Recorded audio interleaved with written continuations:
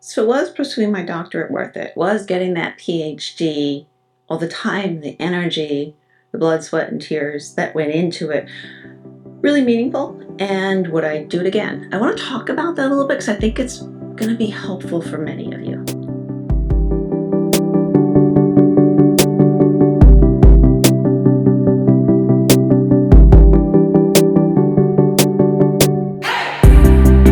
So my guess is that you're joining me here because you're either pursuing your doctorate, you're thinking about getting your doctorate, it's an option on the table, or you're just curious. And I want to talk to some of those key points of, did I think it was worth it?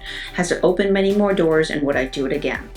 I'm going to start out first of all with thinking about what it takes. Each doctorate program is going to be very different, and each university addresses the process in a different way. So keep that in mind as I talk through here. If you're working in the field of school psychology, it's going to be very different than if you're pursuing your doctorate in chemistry.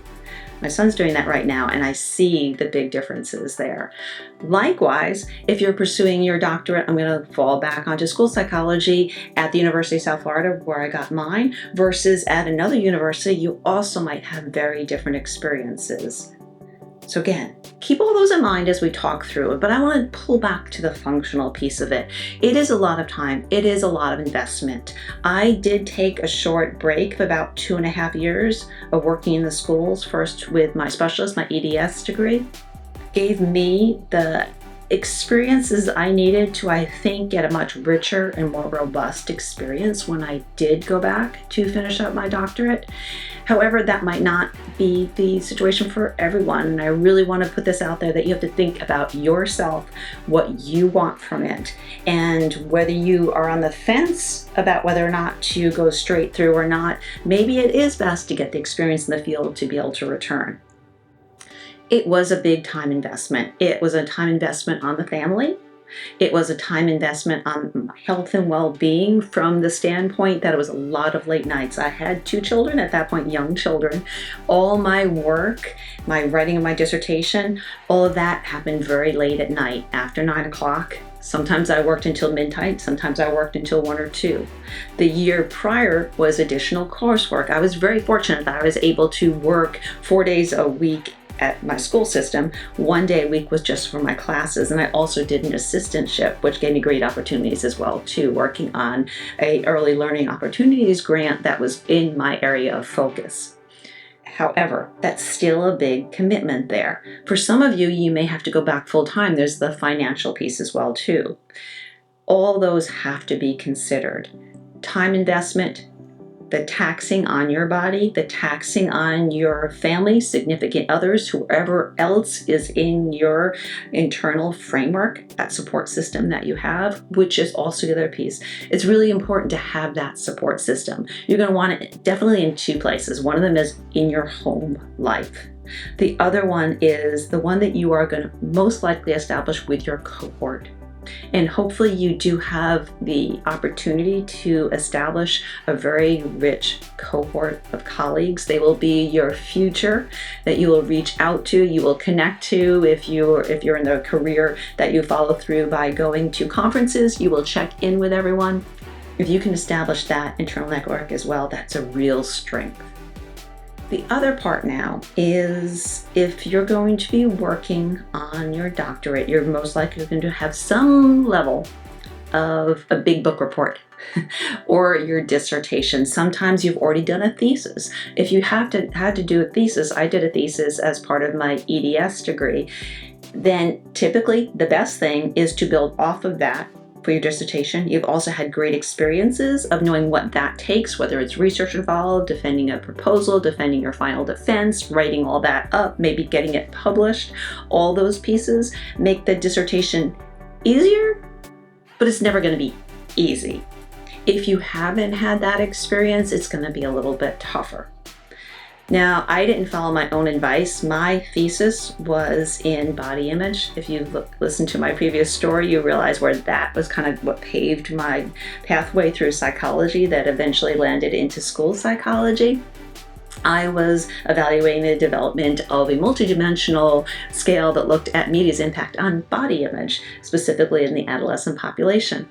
Ideally, I should have taken that on for my dissertation, but by then my interest had changed so much. I was very much focused in reading and early literacy, curriculum-based measures. If you're not in the school psychology field, that makes no sense to you probably, but it all aligned to a very different pathway.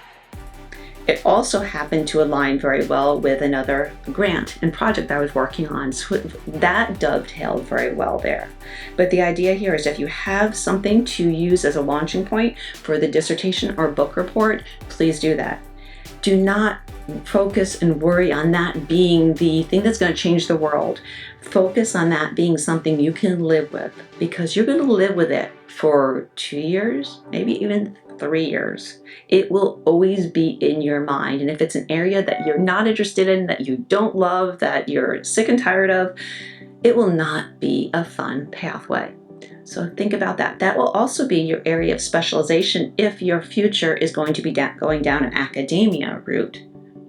If not, it will just be the area that you might want to be able to offer as a high level of skills for whenever you go out and work in the field. Next piece, did having a doctorate have a notable impact on my next steps and the doors that are open for me? I'll be talking within the education field. In the K-12 realm, yeah, not so much. Very slight bit pay increase, a little bit more status than when you're talking with other legal representatives, if you have to in the school system, with parents.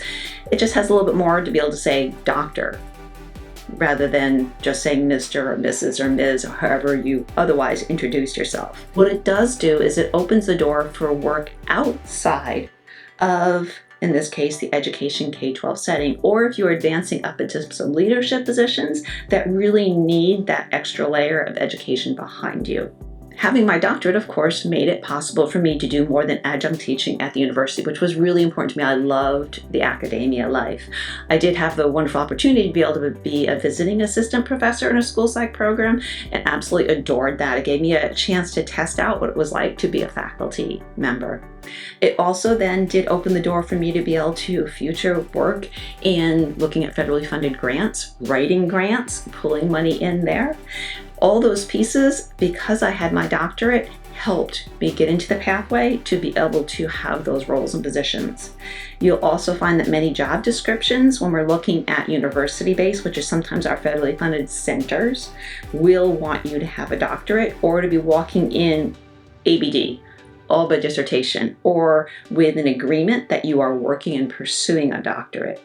So not only academia teaching positions, but sometimes as part of federally funded or grant funded, soft money funded centers that are housed in universities will also need that.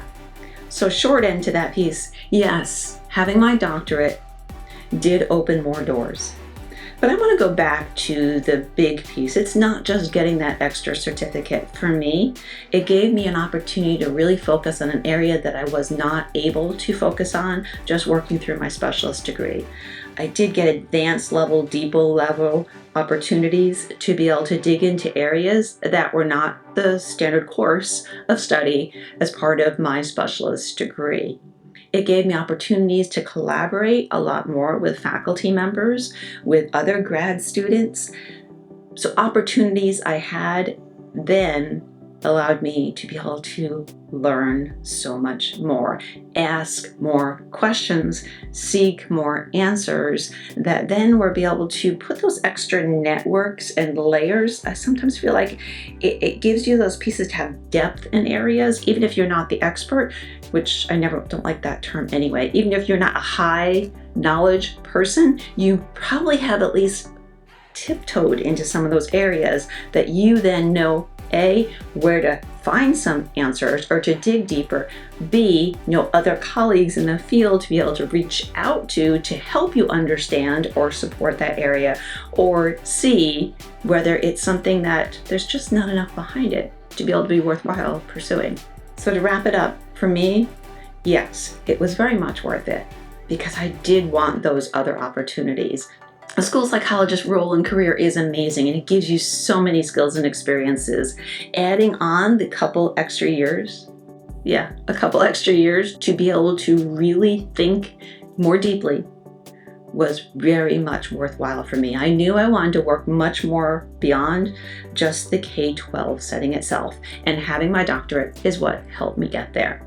So think now to yourself, adding that doctorate, what will it do for you? Will it help you get better jobs, financial security? Will it help you feel better about yourself, your knowledge base? All those are critical pieces to consider as you make this decision. Go ahead and let me know any of your thoughts, your feedback, or other questions. I would be glad to dig into this at any other depth. Go ahead and also subscribe. Let me know if you liked this video, you felt this content was interesting, hit the like button. I am so excited to be able to be here and to be able to think through more about this. And your questions, just like whenever I've been teaching, your questions make me do that. So please give me thoughts, feedback, questions, and I look forward to connecting again.